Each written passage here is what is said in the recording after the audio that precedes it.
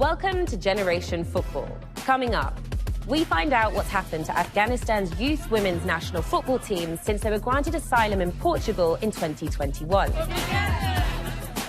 How has the sport affected their lives and what are their hopes for the future? می‌خوایم که یعنی واقعاً یک ستاره فوتبال باشم. But first, is there life after football for elite players? I sat down with Patrice Evra, France's former football captain.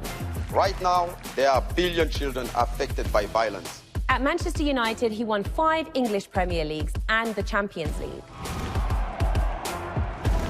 In his memoir, I Love This Game, he opened up for the first time about his experience of abuse as a child. For people, it was like really weird for Patrice to be talking about child abuse, but because I am a human being. But he also said that football was the lifeline that saved him.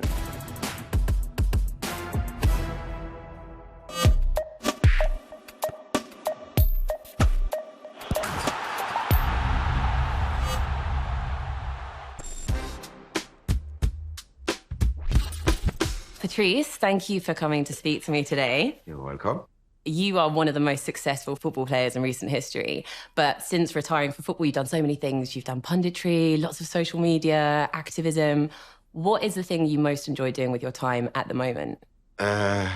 It's finally don't set up an alarm.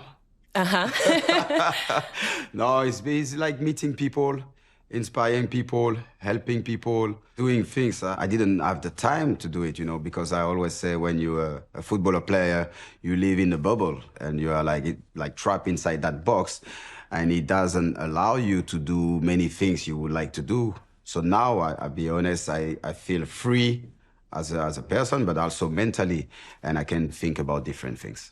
And we should talk about your book. You mentioned the neighborhood, Les Ulis, where you're from, and a lot of really, really successful players came from there, like Thierry Henry, Martial. So, yeah. What do you think it is about the French suburbs that produces such successful players? It's so many different nationality, you know, is a mix. And do you know, Les Ulis, we are the only little city, we win every trophy, like between me, Henry, and Martial, and like different league. So it's so many Patrice Evra, so many Thierry Henry, so many Martial in my little town. Oh, to say it is because there's so many culture. Like you're gonna have like people from Senegal, from Algeria, from Mali, and all this mix, and we like playing in the street. I think playing football saves you from stealing, to stay away from being naughty or whatever. So football is a way to communicate with other people. And when you live in the street, football is the most important thing. Many people have spoken about, you know, overcoming hardships as a child, poverty, drugs, violence, but there are very few footballers at your level that have spoken about child abuse as you have done. The book opens with that. Why was it important for you to start the book that way? I never talked about it before, but where it came is because I opened myself to the woman of my life, Margot, and we were watching something on TV about a pedophile, and we look and she said, oh my God, if someone do that to a kid, I will go crazy. And she saw my face was really like, you know, angry. And she said, are you okay? And I say, yes, I'm fine. She said, no, you're not okay, Patrice. What's the matter? So when I tell her, she cry, of course, and I cry too. From that day, I start to understand, you know, I need to get rid of that toxic masculinity because I grow up as crying is a sign of weakness. So she unlocked something, and I was like, okay, I can't like did my autobiography and don't tell everything. And after, of course, for people, it was like really weird for Patrice to be the captain of the French national team, Manchester United, talking about his child abuse. But because I am a human being, and I think we need to help each other. And me releasing this book, helping so many other persons, I feel really blessed and grateful. Do you points feel a bit exposed having spoken about it, or has it been positive overall because of the reaction that you've had? When things happen like that, you don't talk about that because you just like erase them from your memory, and sometimes you can be ashamed about yourself. So it's not like I was like worried about what the public will think about it. My biggest meeting was when I was in Paris and I see my mom, and to tell her face to face. My abuse happened when I was 13 years old, and now going to see her when you're 39 and announcing that, she was devastated. She was like, but Patrice, you say you're going to release your book. You're going to mention it. And I say, yes, ma'am. She said, are you sure you're not scared of the... And I said, ma'am, I'm not doing my book for myself. I do it to help other children. And she was like, oh, go for it. And how do you think that experience, kind of holding on to that for so long, affected you personally or professionally? Did it make a difference, do you think? But of course, it made me a robot, a machine. You don't trust people. You don't trust the authority, because he was my head teacher. And actually, I realized every time, I was like, oh, why sometimes I'm aggressive? Why I'm like a soldier? It's because I'm from the street. From the street, you have to pretend to be a gangster, but you're not. It's just a way of surviving. And since I opened myself to Margot, and I start to realize, actually, it damaged me so much. I was someone crying, wasn't part of my life. I couldn't believe people even just watching a movie could cry. So I keep all those emotions inside. And you just like, even some people, they were like, wow, Patrice, you always stay strong like that. You never show any weakness, you never feel like you're vulnerable or whatever. But now I'm a different man. I'm more mature, and I can control my emotion, and I'm happy to cry. And with all of that experience, and now that you're speaking out about it, how does that link towards the kind of advocacy and the outreach work you're doing? So what I'm trying to achieve is, I won't change everything myself, but I think I want to make sure like those kids, have the strength to say like, okay, if Patrice Evra expose himself in front of million people, I think I should talk to someone. So that's just people to try to open up. Do you think that there's something about football that specifically makes it difficult to speak about these things compared to other sports, for example, or other spaces? Yeah, football is, like they say, you can't show any vulnerability. And I play with gay players, and they were coming and talking to me because they know how open I was about it. But they will never speak in front of everyone because people will reject them. And I have a perfect example when I was playing for West Ham, and someone from the English Federation come and talk about this subject. We need to accept everyone. And you can see in the room, some people were like going crazy and mad. If someone is gay, you have to leave. And after I stood up and I said, but silence to everyone. Can you believe in 2020 at the time, we still like saying we're gonna reject, it's not fair. You've been involved in some of the most kind of contentious debates about race. At one time, you were called a gangster in French government because you had taken a stand and you were supporting one of your fellow players and you went on strike. When you look back at that, how do you feel? And do you think that things have changed now? Do you think things are better or worse? No, nothing changed. Because like I say, football is a platform where you can send a message, but the problem is the society, like it's the education. No baby born as a racist person or whatever are different. So I'm not surprised. I remember when it was 3 English players and they missed the penalty and they get a lot of abuse. And people start pointing, all the English fans, they are racist. I was like, hold on. It's the same everywhere in football. Like with France, when we strike for Nicolas and Elka, suddenly they forget your French passport. Suddenly you're just a Senegalese. So I was like, let's stop being hypocrite. In the football world, that's the way it happened. But to blame the football instance, it's not just that. It's the society. It's bigger than that. But I think we should do like more than what we're doing. And I say to people, we have to stop pretending. And now, not talking, silence is a crime. And we can change things. But like I say, and I like to give that example about the Super League, and you could see like everyone was unit, and the fan, they protest or whatever. I see some of my ex-teammates and pundit, and it was on TV like every minute. People were just talking about it. And I look at it and I was like, but I wish, we got the same energy to fighting, against racism. The truth is, when, you don't touch the pocket of people, they won't change things. A number of high-profile black men, including LeBron James and Daniel Kaluuya, have spoken about that addictive feeling of being in the zone at the top of your game and how winning can become this euphoric thing that you're always chasing. Is that how you felt in 2014 after intensely playing with Manchester United? In the book, you say during that time you felt quite depressed. You're addicted. You're a robot, and especially, you know, when you play under someone like Sir Alex Ferguson, Ferguson teach you winning is not important. Winning is normal. And every year, if I don't win the league or the champions or whatever, you feel like a failure. I remember sometime we were like scoring goal or whatever. I was even like, don't need to celebrate because it's normal, it's your job. But actually it's not.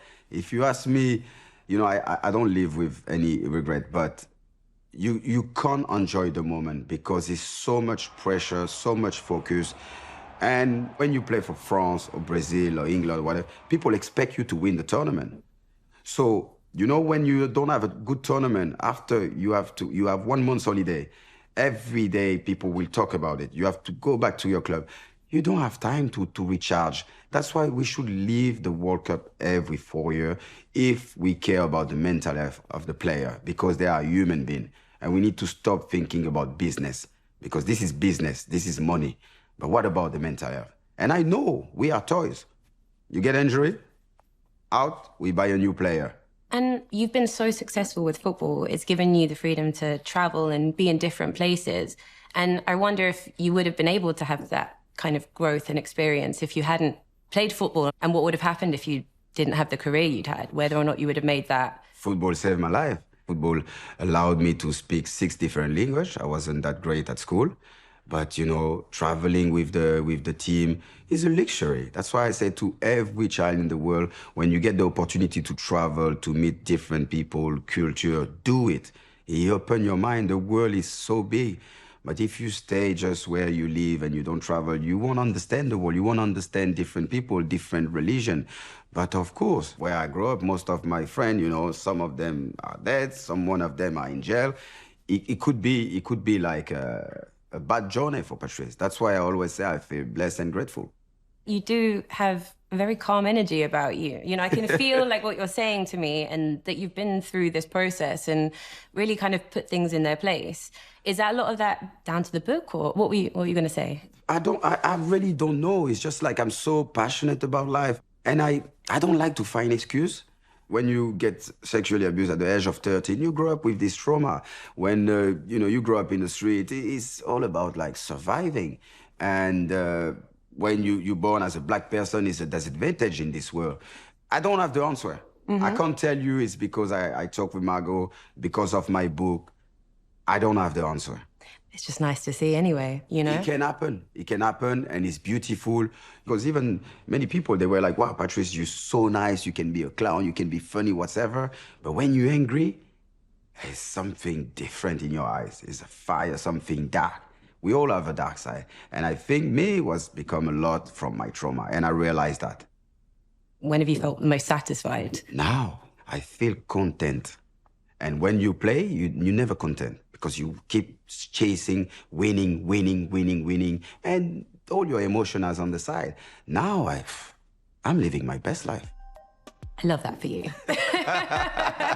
On that note, I just want to say thank you so much, Patrice, for coming and speaking to me. Thank you.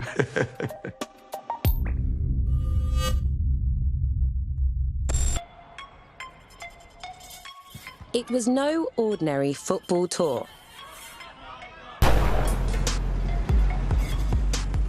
As the Taliban gained back control of Afghanistan in 2021, it took numerous failed attempts, a safe house, 2 flights, and the diplomatic efforts of 4 countries for these players from the country's youth women's national football team to make it to this Portuguese pitch.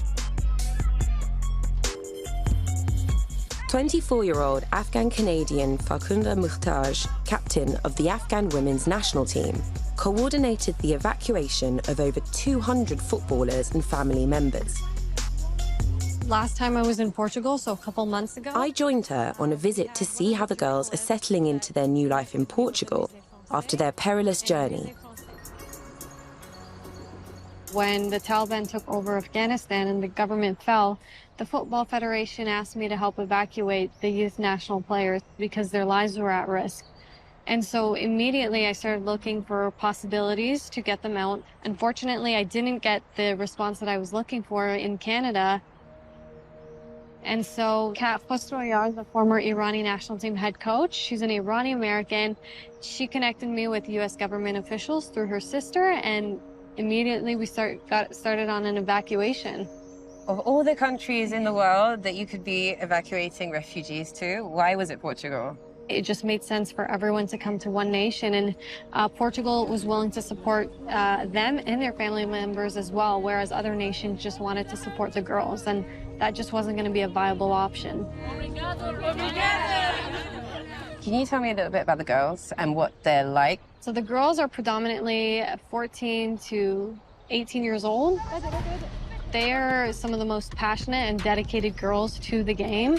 Some of their parents supported them, but a lot of them didn't, and didn't know that they were competing and weren't always in awe of them being an athlete.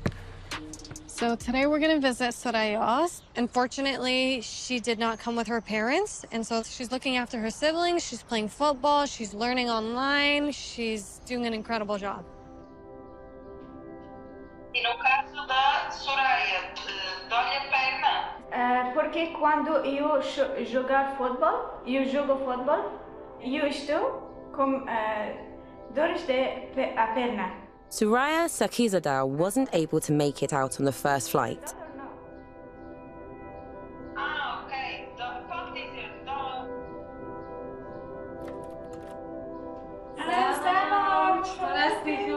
3 months later, she made it onto another flight that Farkunda negotiated.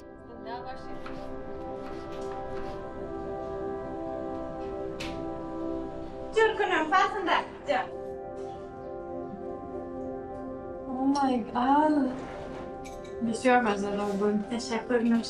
What's your story with football? How did you get into it? خیلی طولانی است. من که صنف 5 بودم. When she was in 5th grade, when she was younger, so she actually does like work, has a passion for like circus and juggling and stuff. And then kids would play like football, like girls and boys together there. And so she would join in, and that's kind of where she like began playing. بعد از او یک دختر گفت در تیم ملی. And one of her friends were playing on the national team, and like the youth national U15 team, and asked her to come like try out. So she tried out, got accepted into the, like made the team. And how passionately do you feel that you want to continue? بله میخوایم. She wants to continue. Continue. You're still speaking to your parents and they're over there. Why couldn't they come with you? خب هر بازیکن حق داشت 4 نفره بخوایم.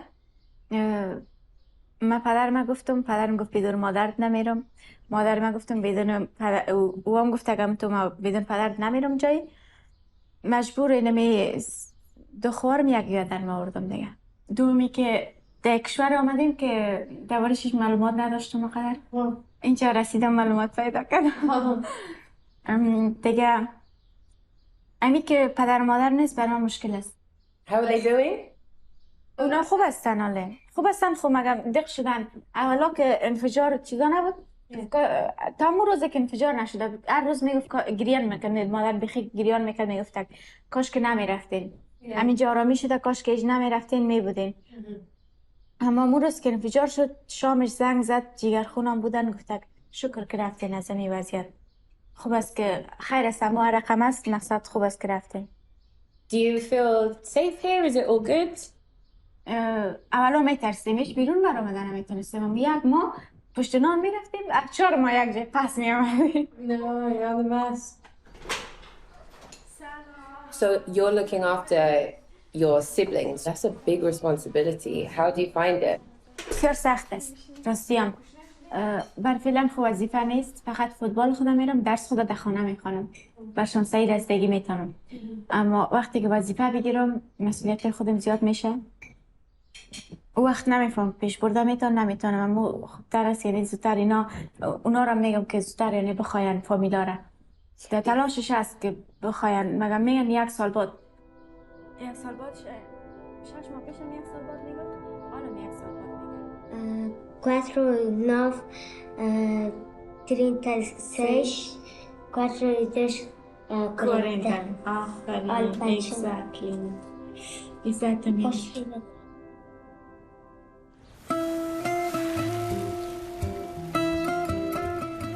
Por isso chamo aqui ao palco os atletas afegãos que estão e também estão aqui para virem todos. Because the girls are spread out across the country, events like this award ceremony are an opportunity for them to catch up.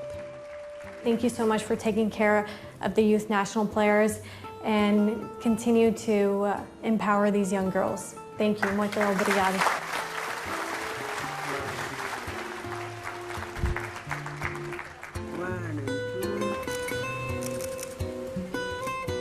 It was also a chance for me to meet other players on the team. What's the transition been like for you over the period of months that you've been here? Actually, it's good. It's good. Like, we have new place to live and we have our own freedom. But you know that it has also their hardship. Like, we don't know the language. We're just trying to adapt to the new environment. You know that Afghanistan is a different country completely. Are you still in touch with a lot of people from back in Afghanistan? Yeah, of course. Yeah? Yeah. And what's that relationship like now that you're here? I mean, it's interesting. Guilt. It's what? Guilt. Guilt. I personally feel so bad. You feel guilty? Yeah. I feel so guilty. Sometimes I think that, oh, I'm guilty because why I cannot help my people and why I don't have any power today. And you know that the way that can make me calm is that to think about the future. So try a lot right now, try hard and to make a strong girl that can help their people, like that the people can be proud of her. Give me a hug. Thank you.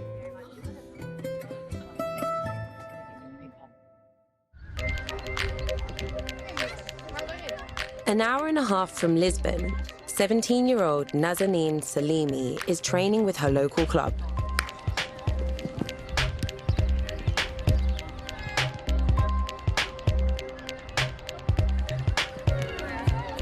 I was told that you came on the second round of flights. What was that experience like for you? دیگه فوتبال نمیتونم دیگه نمیتونم از خانه برایم چون با وجود طالبای چیزای امکان پذیر نبود و خوشبختانه که تقریبا یک ماه یا کمتر از یک ماه بعدش خانم فرخنده محتاج بر ما مسیج کرد که یعنی ما کوشش میکنیم که همین گروپ دومی که در افغانستان مانده اونا را بکشیم And I've heard that you are a star player and that you're going to play some international games. That must be really exciting. What is your kind of vision of the future when it comes to football? میخوایم که یعنی واقعا یک ستاره فوتبال باشم و همچنان در آینده میخوایم که یک شخصی باشم که یعنی دخترای افغان مردم افغان بگه که یعنی کسی بود که خواست و رسید و جایی که میخواست رسید. And who are your role models? از نظر فوتبال الگوی ما مسی و رونالدو است ولی خب یعنی نمیخوایم که مثل اونا باشم میخوایم که خودم باشم ولی یعنی چی رقم بگویم که الگوی ما اونا هستم ولی نمیخوایم که مثل اونا باشم میخوایم بهتر از اونا باشم اقدر تلاش کنم که خیلی بهتر از اونا باشم و همین